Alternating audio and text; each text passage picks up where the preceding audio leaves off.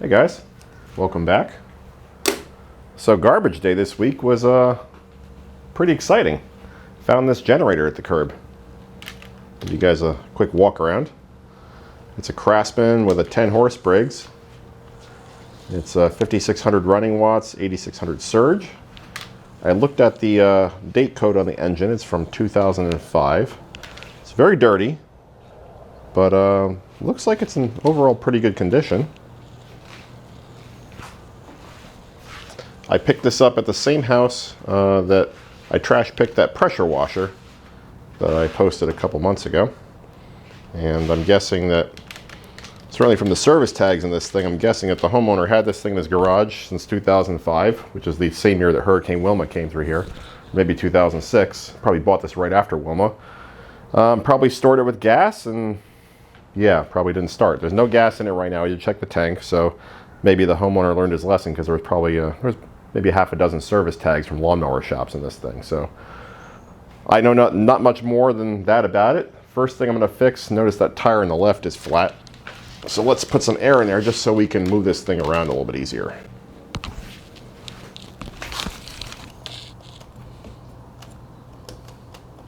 It's possible this tire's a goner too. It looks like it's been dragged on this tire while it's flat. So we might have a small oil leak. I do see some oil on the frame.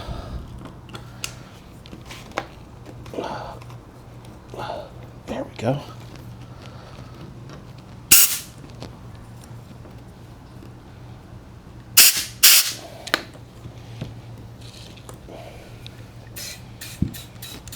Maybe not.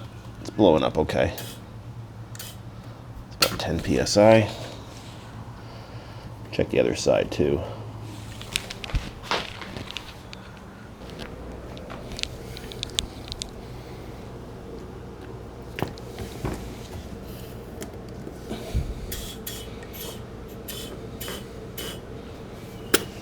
Okay, got 10 psi here as well.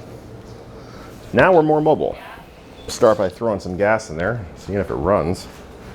It's gonna be a pretty boring video.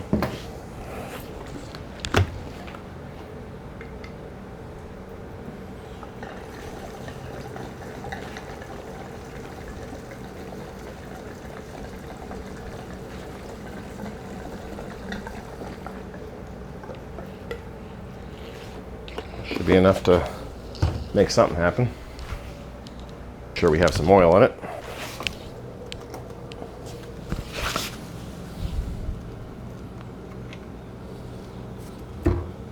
A little bit.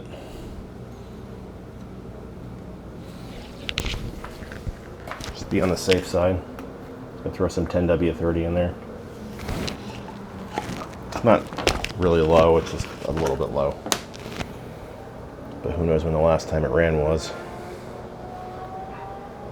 There's no dipstick on the other side, so I'm just going to fill this to the overflow point.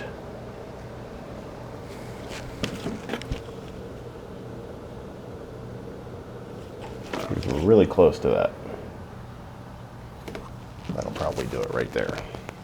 Oil, we got gas, we got choke, and we should have sparks. So let's see if we have ignition. This could be a really boring video.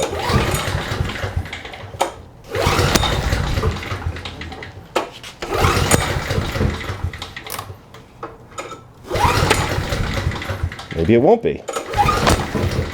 It's trying.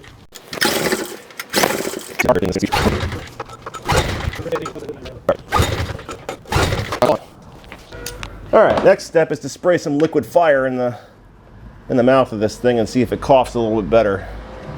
If it does, then we know we have a carburation or fuel delivery issue. Just check to see if it's a fuel. Oh, there's a fuel shutoff valve. Am I dumb or what? Is that on? I don't know. Let's find out. I could be stupid, right? Hopefully not. No, I think we're getting gas. I think we're just dealing with carburation. So I'm just taking the air box cover off. We'll pull the air cleaner out if it even has one. And it does. Nice new one there too. Yeah, new air cleaner. Let's get some liquid fire. Liquid fire from brake cleaner to actual starting fluid. Imagine that. Contact.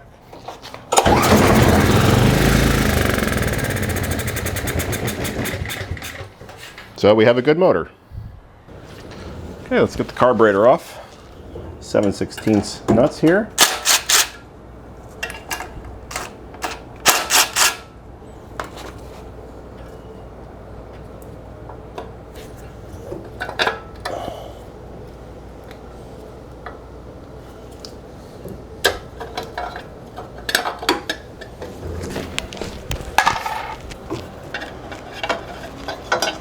There we go. It looks like our carburetor is held on with a couple of these are little male torque screws. Not sure what size, but I'll find out. These are an E6 Torx.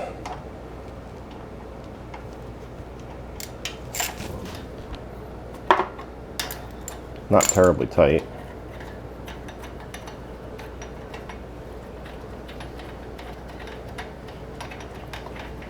You're going to want to pinch off the fuel line so the gas from the tank doesn't drain.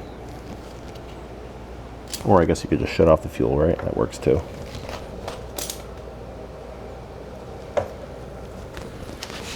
Take the fuel line off the carburetor. There are pliers.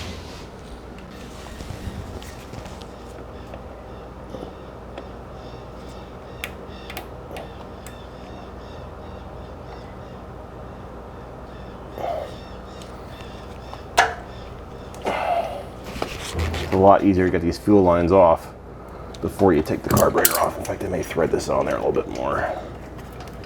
Sometimes if they've been on there for a while, they can be stubborn. May end up cutting this fuel line, we'll see. Oh, that's moving.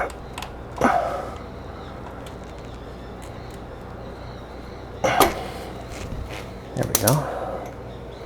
Why are we not getting gas coming out of it? Ooh, yuck. We have good fuel flow.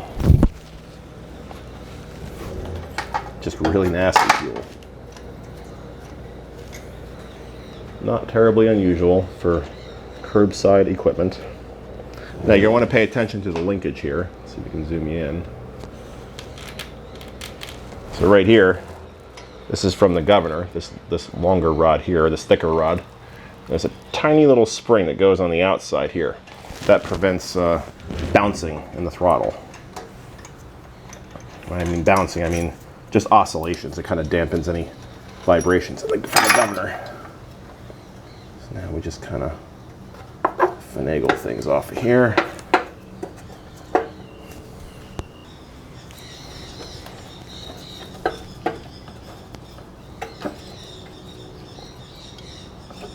Okay, carburetor's off. Let's take it to the bench. I think the reason why this wouldn't start is becoming more apparent. That's what's leaking out of the carburetor. That look lovely? Jeez, looks like death. This is one of those pain in the neck Nicky carburetors. I'm not a fan of these, but that's what we got. Two Phillips, oh wow, look at that. Two Phillips head screws hold the bowl on. Sometimes those like to strip out. Wow, that's pretty nasty. No wonder it didn't work. Look at how gross that is. Wow, there was no way. Disgusting. Let's continue the disassembly. So that obviously has got to get clean. Take this spring off so we can get the needle and seat out. Sometimes they don't like to come out unless the carburetor is clean, which might be the case here. We'll give it a try. In fact, I think this whole thing comes out, doesn't it? On the Nicky. Yeah. It's coming back to me. Wow, that's gross. I think I'm going to dunk this in the ultrasonic just like that because it's just so fouled. That'll at least get it clean where we can see what's going on, because right now it's kind of difficult to see what's what. Got hot water in the ultrasonic cleaner. I'm going to complement that with some simple green, which is what I normally use. There may be a better solution out there. I'm just afraid to use any harsh chemicals because a lot of these carburetors have plastic in them, this one especially. Let's put the basket in. Pour the rest of the goo out of the float bowl. Man, that's gross.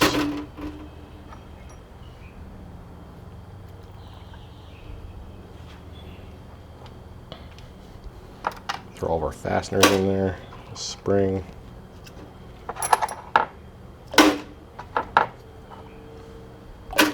Now I've noticed sometimes when you clean up these Nicky carburetors, this little seal here, sometimes that gets deformed and doesn't go back in. We'll try it though. Give it a 50-50 chance. All right, let's let it cook.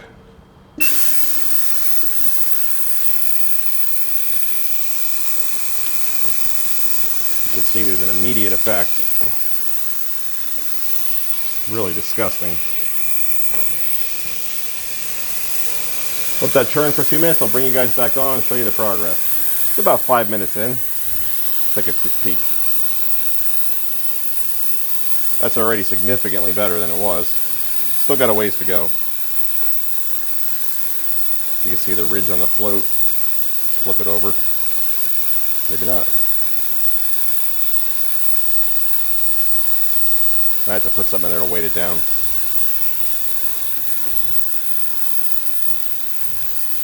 Emulsion tube's looking better. That's the emulsion tube right there.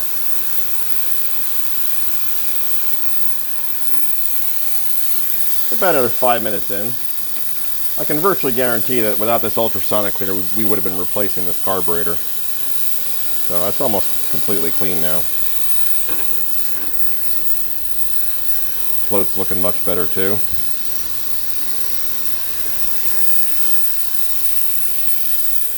And the water's getting murkier. Now that things are starting to clean up a little bit, let's take a closer look at things. So on these Nickies, the jet is actually in here. Let's see if we can blow that jet out with some compressed air.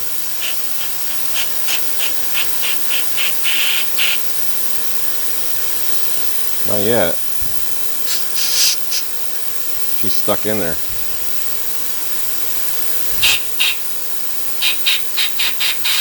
It is clear though. You're getting air. Does not want to come out. Let it roast a little longer. Let's see if we can get the float apart.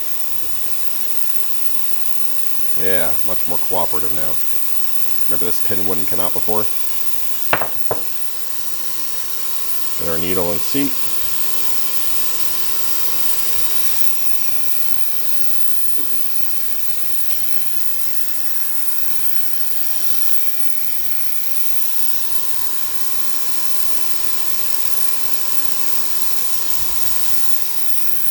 Now you may look at this and say, just order a new carburetor or order a new carburetor rebuild kit. Carburetor for this is probably, this carburetor is probably $100, $150. So I don't know that I'm want to invest that kind of money if I can fix something, right? So carburetor kit for this, I don't know, I didn't look it up just off the top of my head. It's probably somewhere in the $20 to $40 range. Odds are a lot of these parts are probably still good. So why replace them? So we've been cooking for about 20 minutes now.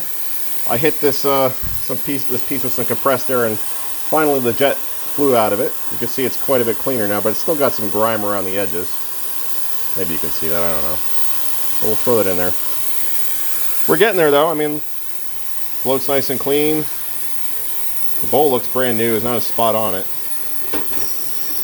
Still a little bit of a farticle right there. And every once in a while I see a bubble of nastiness come up out of the carb. We'll give it maybe another 15-20 minutes. Cooking for about 40 minutes total. Everything's looking more or less brand new. I mean, I don't see a speck on this thing anymore. So we'll blow it up with some compressed air. I've already started drying some of the other parts, as you can see here.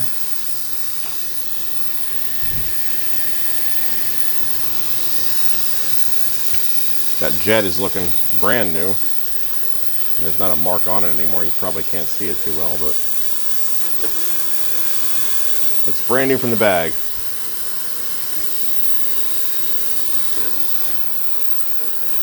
think we'll call this done.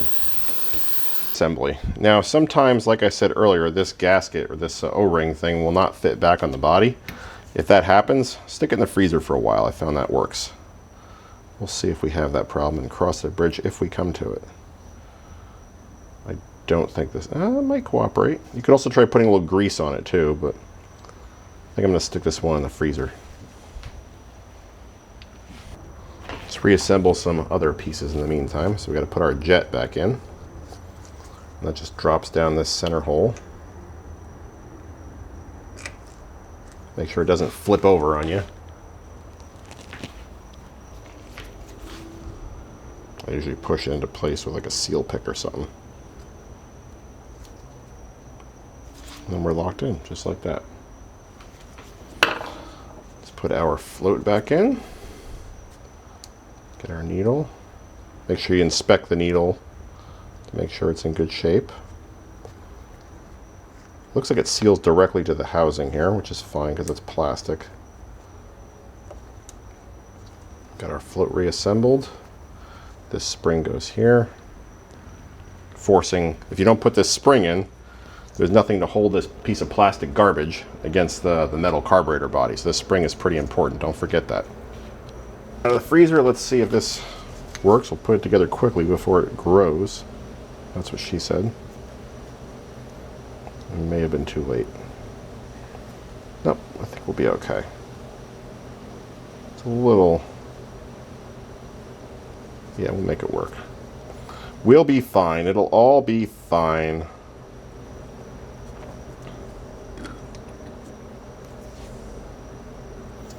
And look at that. I told you guys not to forget the spring, and what did I do? I forgot the spring.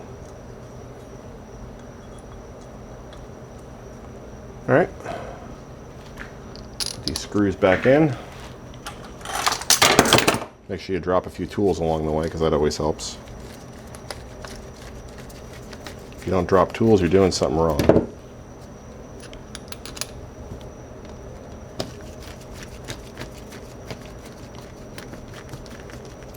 Now, if you leak gas after doing this, your O-ring probably slipped out. And if that's the case, take it apart, try again.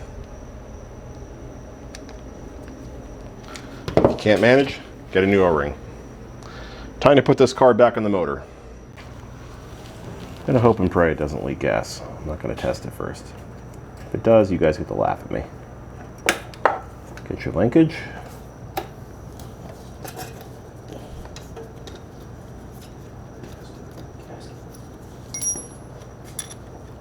Got the gasket already on the motor. It stayed with the motor. The gasket that you saw on the table there was actually between the carb and the air cleaner. But thank you for trying to remind me. Let me drain some of the nastiness out of this fuel line into a waste container before we send it to our clean carb. So let's watch some of the nastiness come out our fuel line here. Well, that's not too pretty, is it?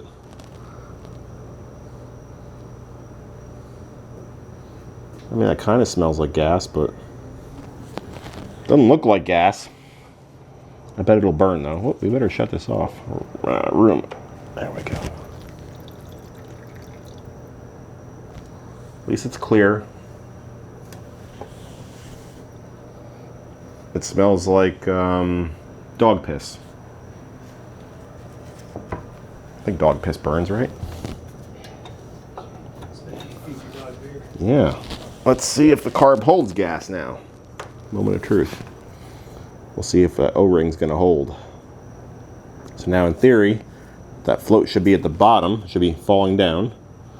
The needle and seat should be allowing fuel into the carb, and then as the fuel level in the bowl rises, that needle and seat should close off the fuel supply. We don't see any drips, so that's a good sign. So let's just start tightening stuff down here. How many pulls do you guys think it'll take to get this thing started? 1, 2. Think it's going to work at all?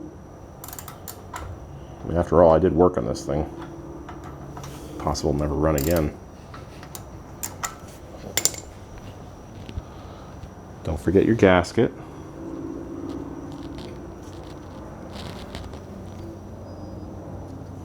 Like so. We need our Yeah, let's just run it like this for a minute, see how it runs. Let's try this again, shall we? So we have our carb on there tight, air box is off, that's fine. We're just gonna do a test fire and see what happens. We've got the choke on. 1, 2, 3.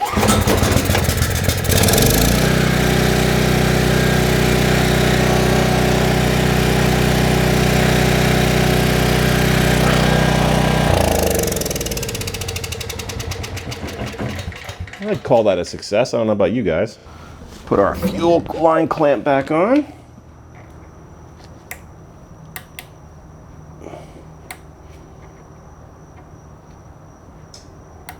There we go. Let's put our air box back on. Looks choke linkage looks like it might be fun to line up. So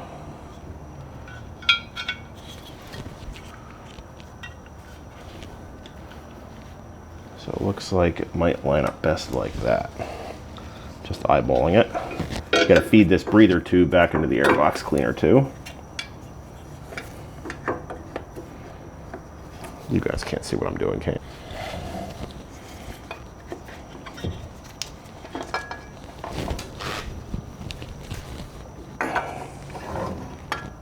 It's probably the hardest part of the whole job, putting this stupid thing back together, right?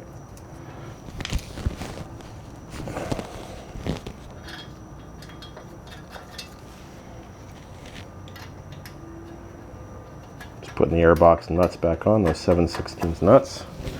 Let's put our choke back in here.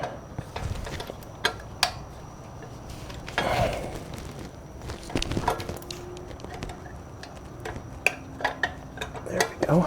That's in there. We'll put our breather hose back in. This vents the crankcase gases back into the air cleaner.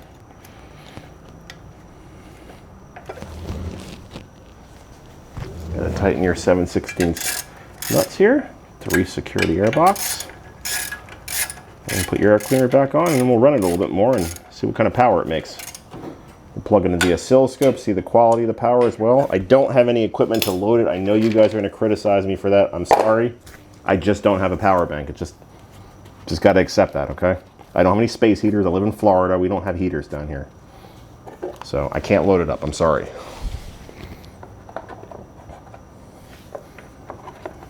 Maybe I'll get some, get a load bank for my birthday. Who knows? You guys gotta wait till October for that.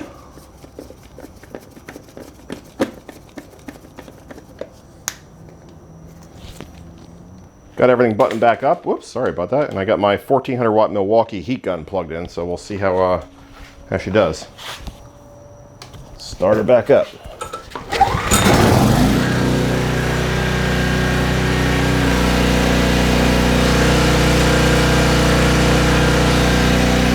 Making power.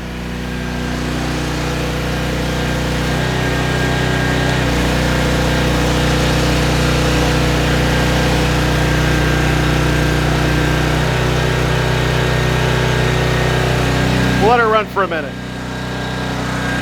You might hear that sputtering. The carburetor might need some more cleaning. That's it running with the choke completely off.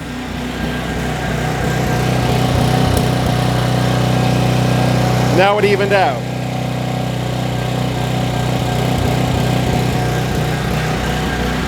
Might need to let it clean for a while longer.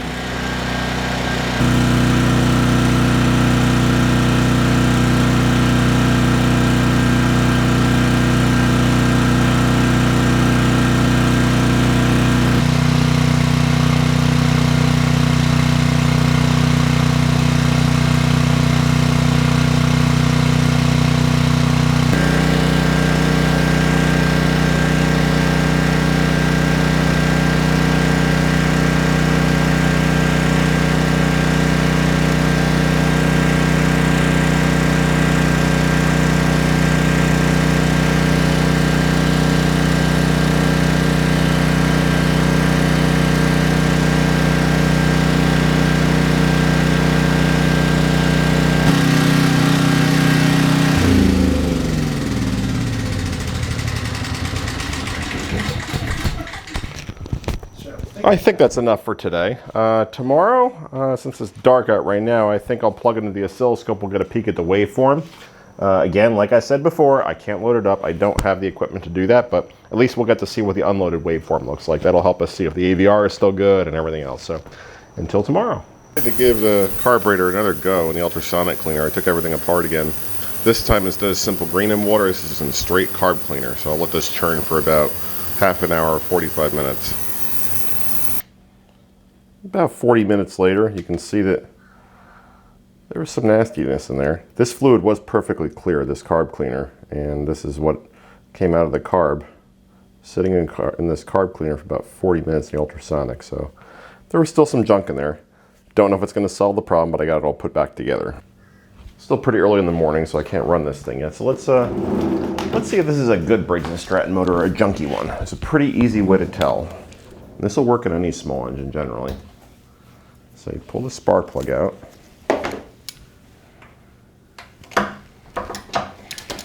This will tell you one quality if it's a good engine or not. All the junky small engines have aluminum bores. So you have aluminum piston and ferrous piston rings, so you know, some variation of cast iron or steel or chrome plated, and rotting aluminum. And obviously the aluminum is a softer metal, so over time that aluminum cylinder bore will erode and you get leakage, and those engines typically aren't good for more than a couple hundred hours. So what I do to find out, this is an easy way, if you have a bore scope, you can actually look inside. You know, an iron bore will be kind of aluminum will be kind of a bright white. An iron will be a darker color, but an easier way to tell if you don't have a bore scope is take a magnet on a stick, stick it down. Whoop. So, you know, obviously if it sticks like that, you got an iron bore. So get it down the spark plug hole and just hit the side of the cylinder wall. I'm feeling nothing. This is a junky aluminum bore engine, unfortunately. Too bad. I mean, what would it cost them? An extra 90 cents to put a cast iron bore in this thing? And additionally, if you're running a generator, you have an extended outage from a hurricane or something, you could be running it for days. You could rack up a couple hundred hours and nothing flat. So, in my opinion, I think all generators should have iron sleeves. I think it's a responsibility the manufacturer has. Now, like I mentioned to you, we live in South Florida down here, and if we get a nice big hurricane come through, I've seen people have to run their portable generators for weeks, and a lesser generator just would not be up to the task.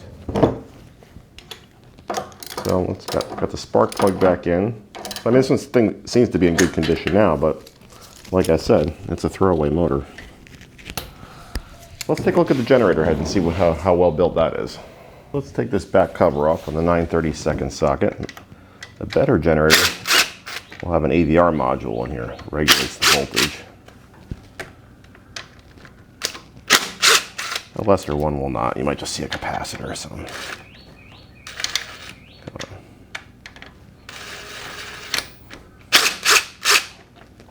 So 4 little screws here.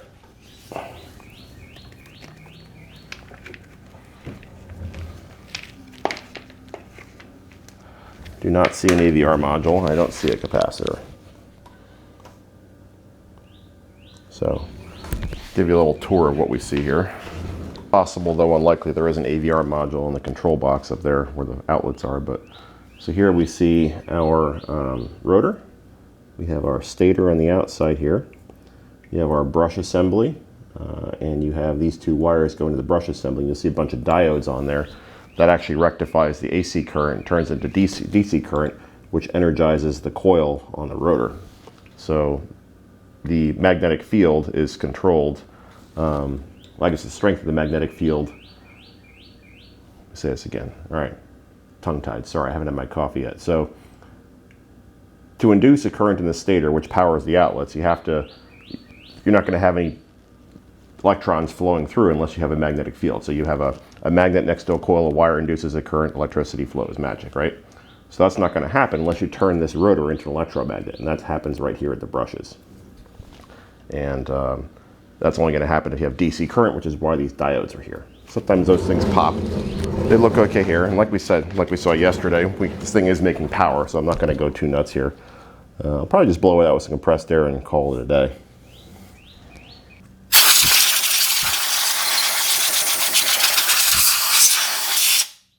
It's not making power. Some things to check. First thing I would check would be the brush assembly. Make sure the brushes are in good shape. You have some meat left on them. You'll want to make sure that you probably want to ohm out the rotor. Make sure that you don't have a short to ground or a short circuit internally. Ohm out the stator out here. Make sure you don't have a short to ground or a short internally as well. If all that seems to check out, and the resistance that you'll find, it varies from model to model. Next thing I might suspect is this diode assembly right here. And here, like I said, it looks like it's built into the brush assembly. On some generators, it's built into a separate control board or an AVR module. But I would try replacing that thing next if you're still not making power after trying all those things. There's not much that can go wrong with these things, but unfortunately, a lot of the parts are very expensive. If your stator's bad, that could be a couple $100. The rotor's bad, that could be another couple $100. And they're not terribly easy to get apart too, because this bolt actually runs all the way through the rotor and bolts into the crankshaft, and the rotor is actually a tapered fit onto the crankshaft, so those can be a little difficult to separate sometimes. But let's not get ahead of ourselves. This generator works, so we're not going to mess with this anymore. Let's put it back together.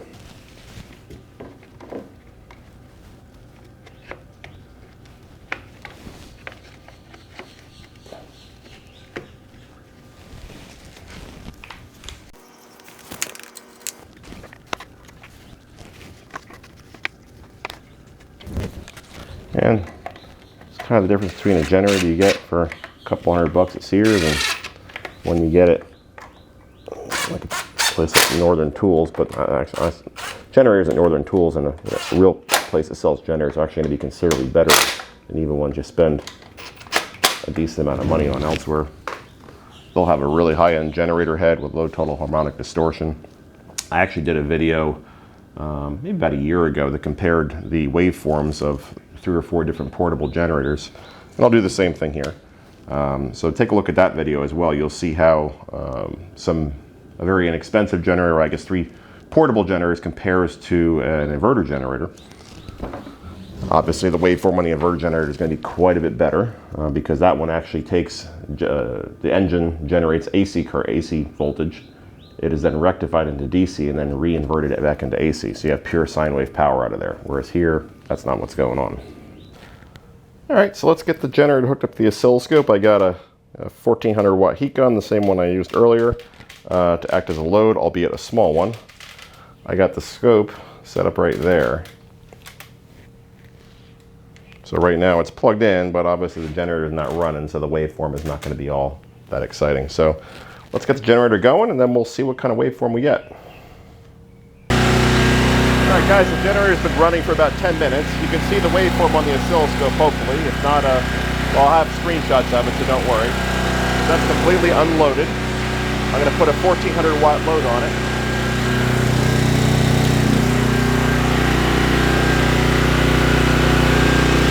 Not vastly different. So again, that's loaded.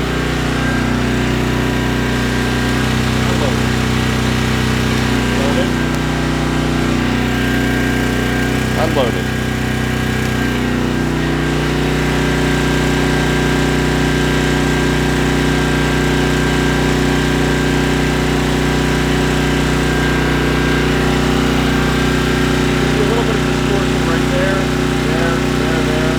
Other than that, it doesn't really look too bad. This generator head seems to be reasonably good quality.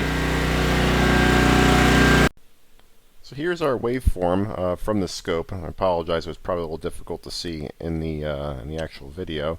This is the capture of the waveform with the generator loaded with 1400 watts from that heat gun. You can see a little bit of distortion here, here. Pointed that out in the video. There's also a couple, jaggly bits here, but it's really not that bad. And let's go next to take a look at what AC power looks like now. So here's a pure AC waveform right from the wall outlet, and you can see you don't see any of that jaggedness, you don't see any distortion here. So obviously much better quality and back and forth. So here's the generator, the wall, the generator, and the wall. RMS voltage is about the same. Frequency obviously from the wall is 60 hertz. The generator is about 61 or so. So overall, not too bad.